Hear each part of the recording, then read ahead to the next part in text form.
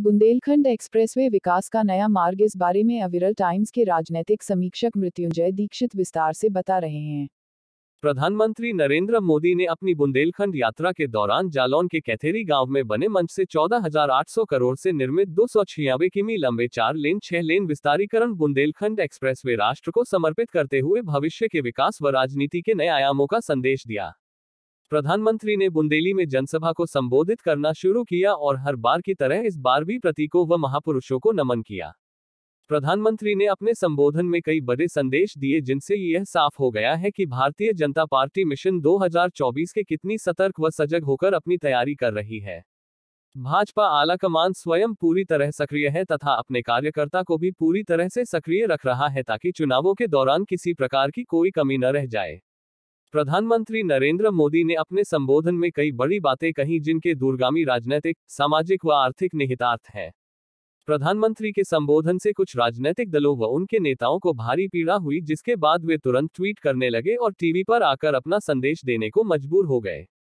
PM Modi ने सर्वप्रथम कहा कि वह देश की राजनीति से मुफ्त की रेवड़ी संस्कृति को समाप्त करेंगे।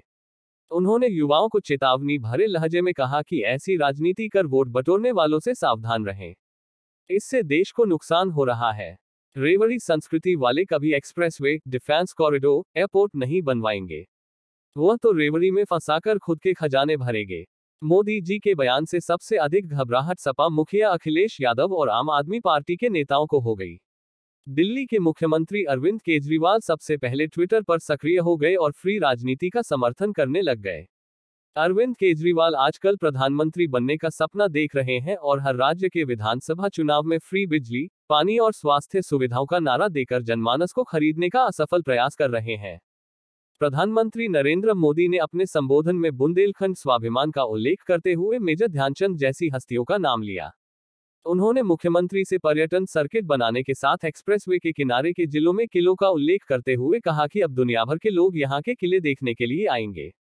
साथ ही उन्होंने मुख्यमंत्री से निवेदन किया कि शीत ऋतु की शुरुआत में पर्यटन को बढ़ावा देने के उद्देश्य से युवाओं की किले पर चढ़ने की प्रतियोगिता करवाई जाए। एक तरफ प्रधानमंत्री नरेंद्र मोदी बुंदेलखंड में पर्यटन को गति देने के लिए नए विचार दे रहे थे, दूसरी तरफ लेकिन सोशल मीडिया पर उनके विरोधी विपरीत धारा में जाकर इनका विरोध कर रहे थे। कैथेरी गांव में आयोजित जनसभा को प्रदेश के मुख्यमंत्री योगी आदित्यनाथ सहित कई अन्य मंत्रियों ने भी संबोधित किया। मुख्यमंत्री योगी आदित्यनाथ ने कहा कि इस एक्सप्रेसवे के कारण बुंदेलखंड के विकास का नया मार्ग खुला है। मुख्यमंत्री ने जनसभा को संबोधित करते हुए कहा कि स्वतंत्रता के बाद बुंदेलखंड के लोगों ने जिन सुविधाओं का सपना देखा था, आज आजादी के अमृत महोत्सव वर्ष में पूरा हो रहा है। एक्सप्रेसवे के साथ ही बुंदेलखंड की संपन्नता का रास्ता खुल गया है। मुख्यमंत्री ने सूखे की समस्या का उल्लेख करते हुए कहा कि आज जब पूरा देश अमृत महोत्सव मना रहा है, उस समय बुंदेलखंड सूखे की समस्या के हल की ओर तेजी से बढ़ रहा है। यह एक्सप्रेसवे बुंदेलखंड सहित पूरे उत्तर प्रदेश की अर्थव्यवस्था को नया आयाम देगा। एक्सप्रेसवे की विशेषता बुंदेलखंड एक्सप्रेसवे चित्रकूट, बांदा, महोबा, हमीरपुर, जालौन, औरैया होते हुए इटावा में लखनऊ आगरा एक्सप्रेसवे से जुड़ेगा। वह बुंदेलखंड की कनेक्टिविटी को बेहतर तो करेगा ही, चित्रकूट से दिल्ली की यात्रा भी मात्र 6 घंटे में पूरी हो जाएगी। साथ ही डिफेंस कॉरिडोर को मजबूती मिलेगी और यहां के युवाओं का पलायन रोकने में सहायता मिलेगी। इस एक्सप्रेसवे के चालू हो जाने के बाद वहां के एक जिला एक उत्पाद स्कीम की भी ब्रांड वैल्यू बढ़ेगी। जालौन के हस्तनिर्मित कागज की ब्रांड वैल्यू और मांग बढ़ना भी तय मान जा रहा है।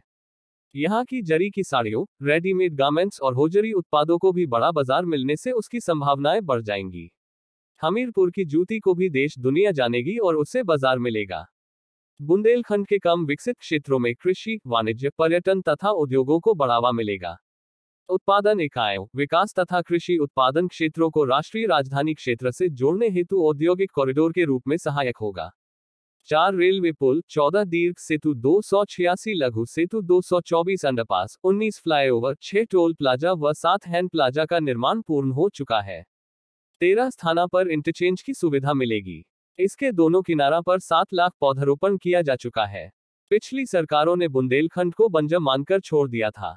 आज यह एक्सप्रेसवे तय समय से पहले बना है। यह प्रगति को नया पथ देगा और इसके निर्माण से युवाओं को रोजगार व विकास के नए अवसर मिलेंगे। बुंदेलखंड एक्सप्रेसवे इस क्षेत्र के विकास के लिए मील का पत्थर साबित होने जा रही है।